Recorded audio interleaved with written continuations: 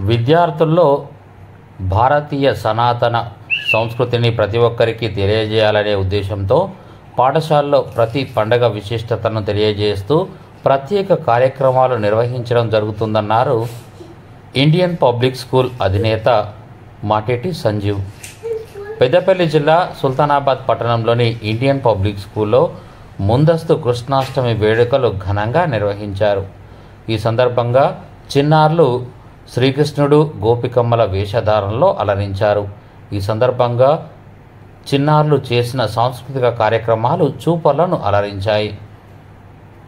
ఈ సందర్భంగా పాఠశాల చైర్మన్ మాటేటి సంజీవ్ కుమార్ మాట్లాడుతూ ఇండియన్ పబ్లిక్ స్కూల్లో ప్రతి పండగ విశిష్టతను తెలియజేస్తూ ప్రత్యేక కార్యక్రమాలు నిర్వహించడం జరుగుతుందని, కేవలం చదువులోనే కాకుండా విద్యార్థులు అన్ని రంగాల్లో రాణించాలనే ఉద్దేశంతో ఇలాంటి కార్యక్రమాలు నిర్వహించడం జరుగుతుందని అన్నారు. ఈ కార్యక్రమంలో పాఠశాల ప్రిన్సిపాల్ కృష్ణప్రియ, అధ్యాపక బృందం, విద్యార్థులు తదితరులు ఉన్నారు.